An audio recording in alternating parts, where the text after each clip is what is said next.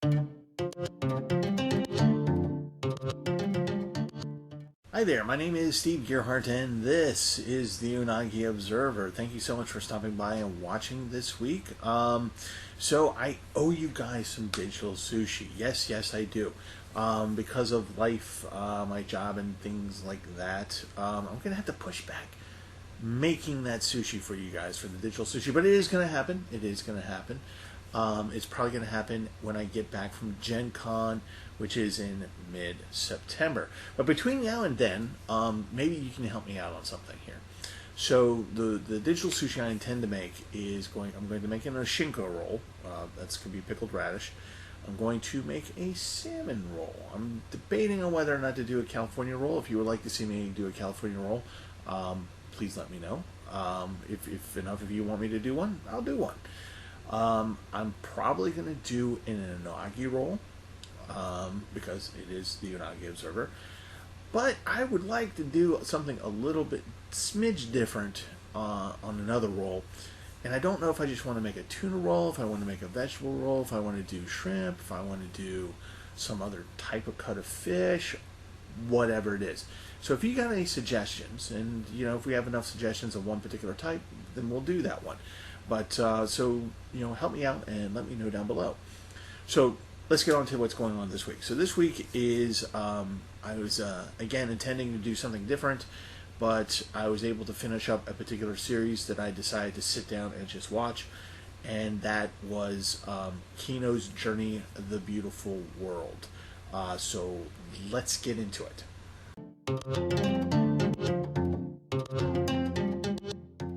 So how did I get into Kino's Journey? Well, I'm going to do an OnCon plug. What is OnCon? OnCon is an online convention. It's something we started doing, actually Anime Archaeology started doing back at the beginning of the pandemic when conventions were shut down. So people wanted to do something at least online, so this concept online convention came on OnCon. So we've gone through about 4 OnCons now. We're going into the 5th, I believe, and that's going to be in September. And it's a lot of fun, and it's free. Yes, you heard that right. It's free. So go down below and check out the links. So anyway, part of what we do at OnCon is a charity auction event where Brent holds an auction, and we bid on items, and that money goes towards a charity called the Anime Dormitory Project. And what that does is help Japanese animators afford things because they don't get paid very well. It's a well-known secret that Japanese animators get paid like crap. So this is a way to kind of help out. So in one of the OnCons, I decided to bid on an item, and I got it, and it is Kinos Journey's clock. And there's Kino.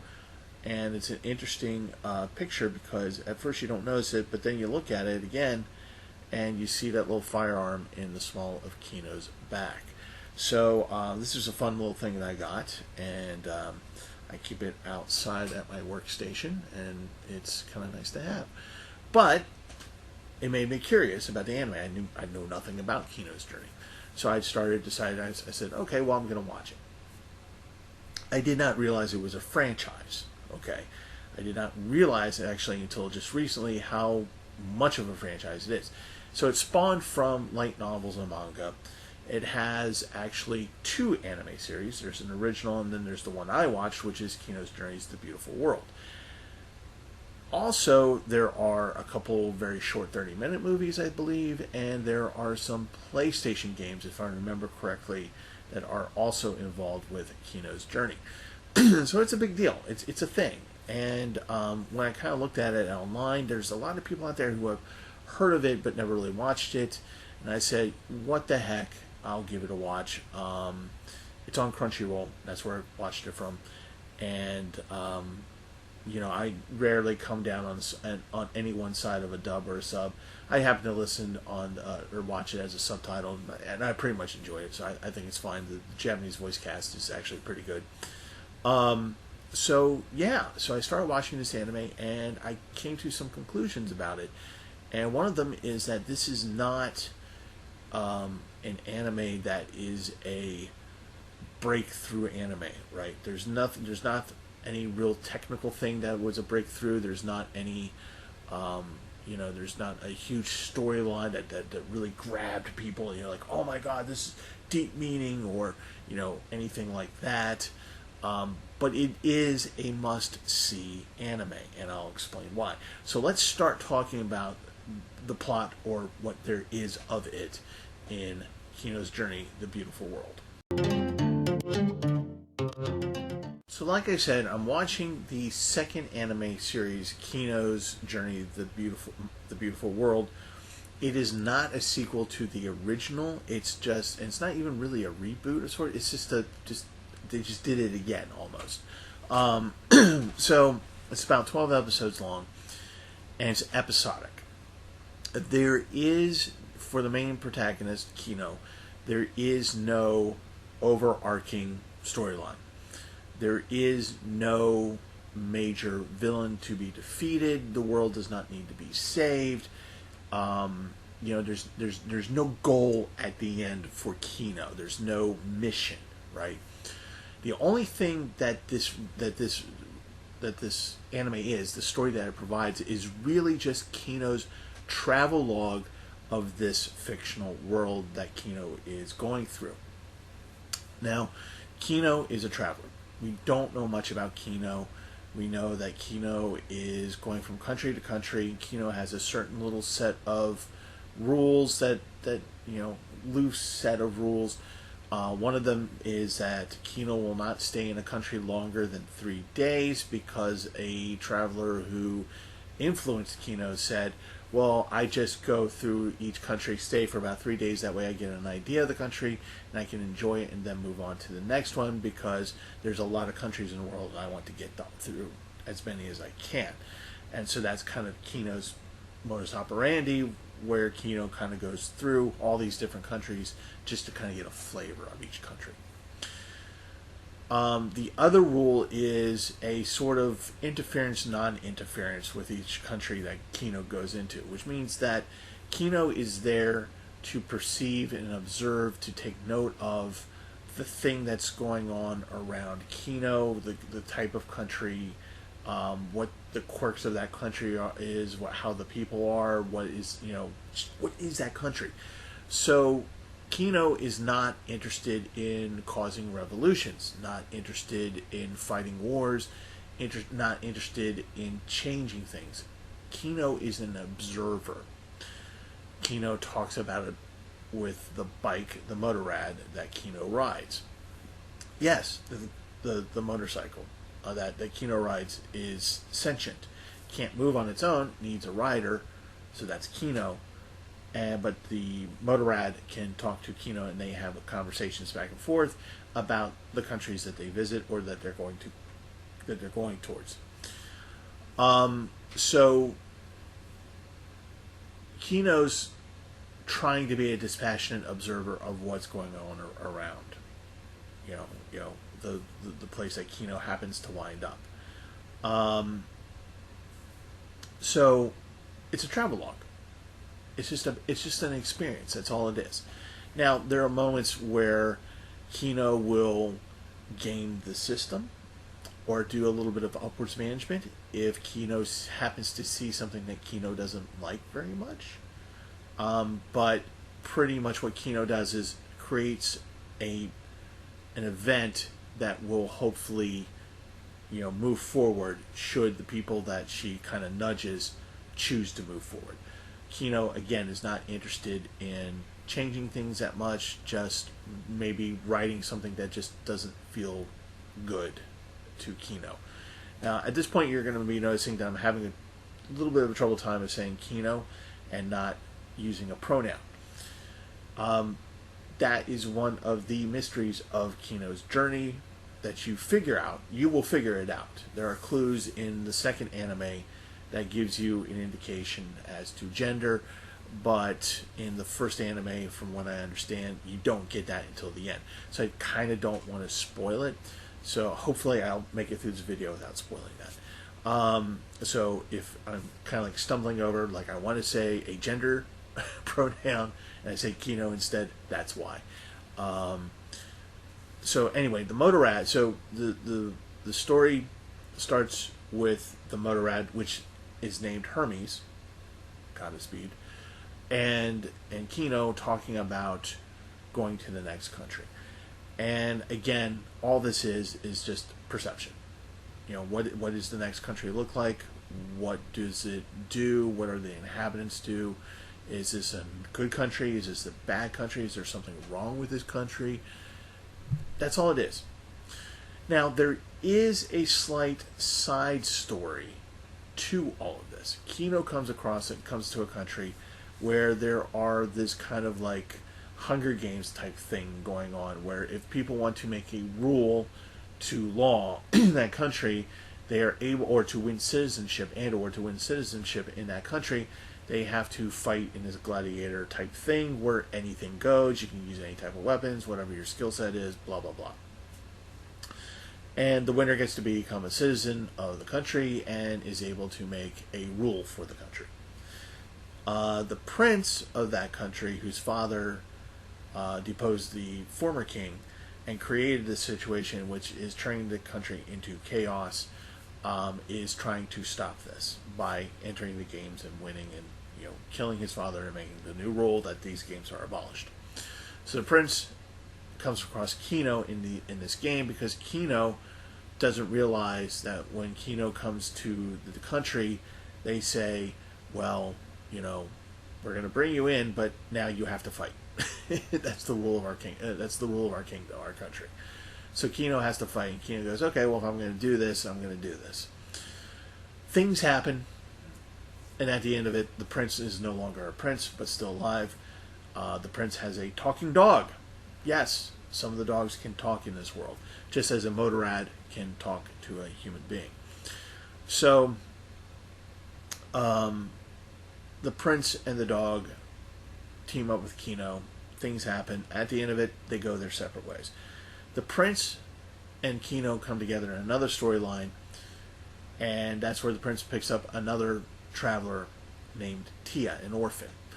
And the three of them, the dog, Tia, and the prince, go on. Their actual goal is to find a country that they can set down roots and grow and live in and be at peace and just have a nice life in.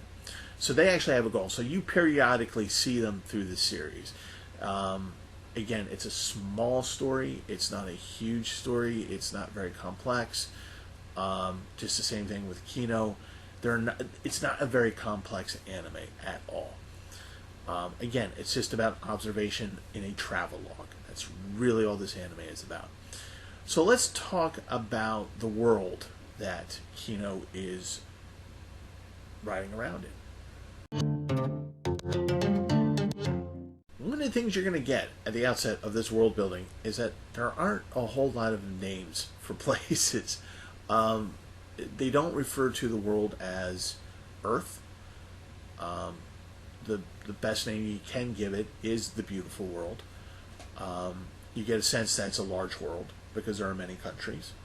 And you don't get a whole lot of country names.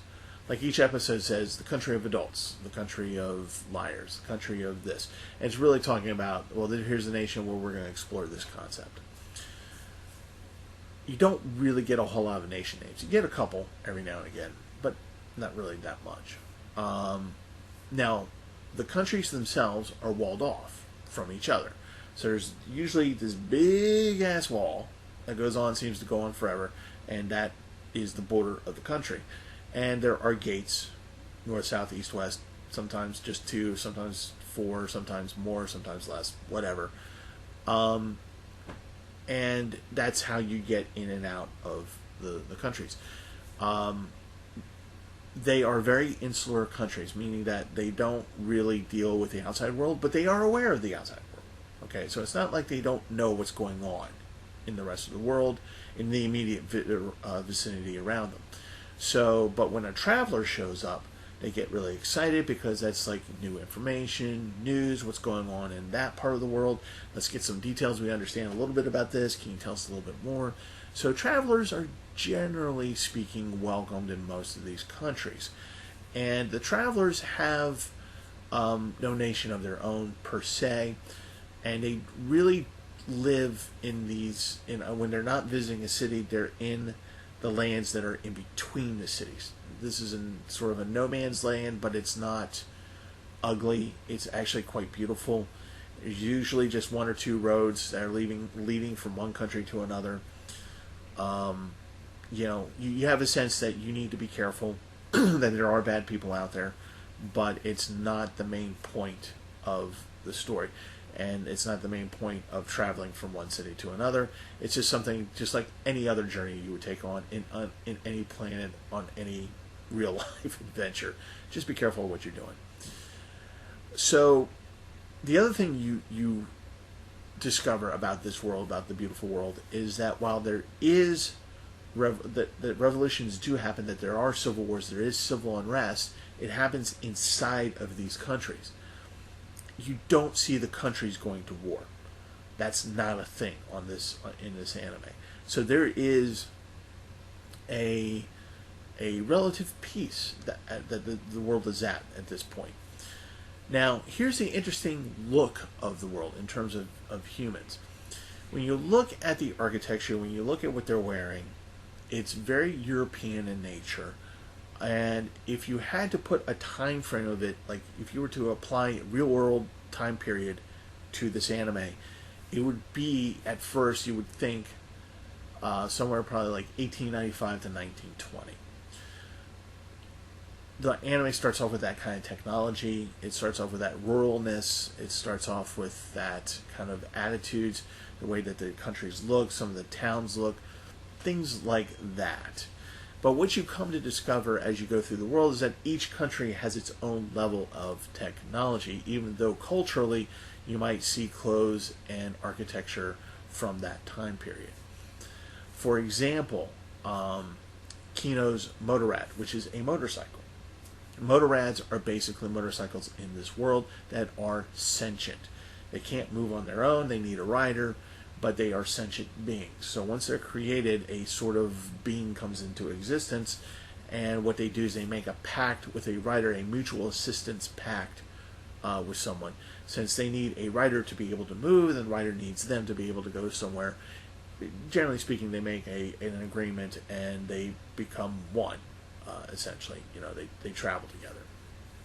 So, Kino's Motorrad is a motorcycle. If you're a gearhead, you might be able to identify this as a 1900s Indian motorcycle with pieces of a moped, like the headlight and the windshield and things like that. So there are some a little bit more modern parts to it, but it feels like an Indian head motorcycle from the 1900s. And there are other, various, like I said, each country has various levels of technology. Some of them are from the 1890s. That's the kind of technology you have. But then you encounter worlds where someone pulls out an ID and you notice that there's a scan strip on it, which means that, well, they have technology enough to have a scanner and probably a database system.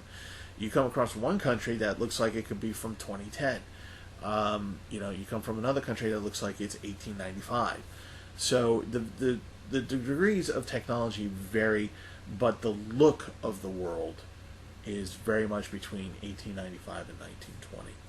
So it's a very interesting world, and which leads me to the animation, which is one of the key aspects of this anime. This is a gorgeous anime in terms of animation. It is drop dead gorgeous. I think one of the reasons why people will get hooked onto this anime is simply just to enjoy the visuals. Like I said before, the story is not complex. It's not complex. You don't need to think much. It's not Evangelion. It's not Serial Experiments Lane. It's not going to be any of that. But it is gorgeous to look at. It is so pleasing to look at. You really don't have any pantsuit shots. You don't really have any fan service in here. It's very respectful in that regard. The background scenery, oh my god. I can't I just can't say enough about it. It's a beautiful thing to watch. And there are, even like when you're watching the intro and outro credits, you're going to be just amazed at what they do with the animation and how beautiful it looks. Again, there's no breakthrough techniques or anything here. There's just good use of CGI, a good use of animation, a good use of digital animation. It's just beautiful. There's a scene towards the end of the series, I think it's the second to last episode, where you learn about Kino.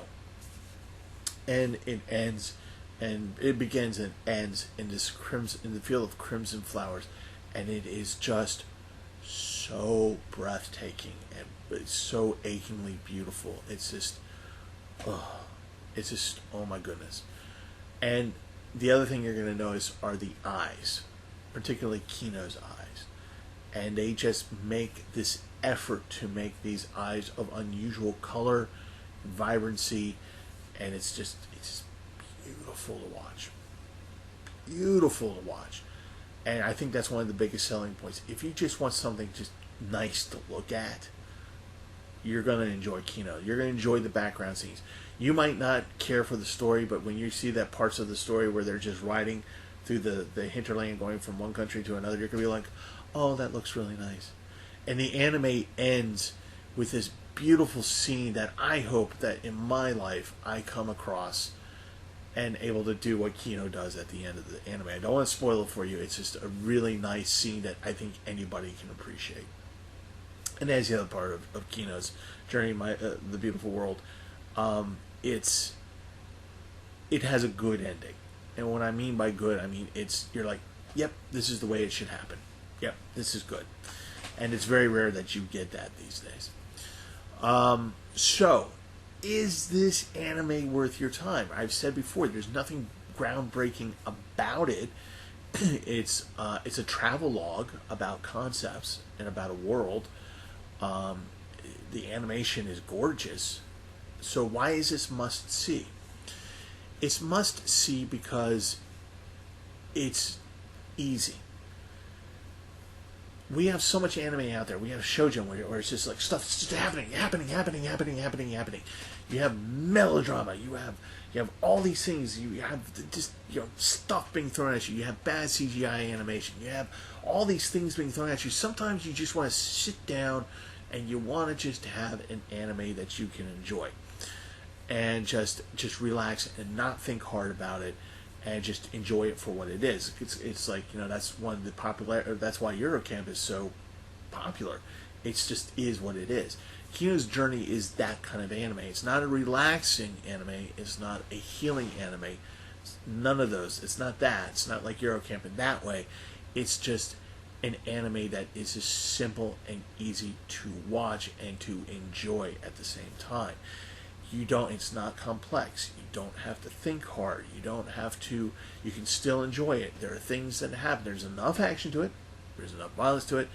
There is a ridiculous episode towards the end that have to do with sheep. It's the only drawback that I have for the anime. But you just need to see it just because it's a good watch.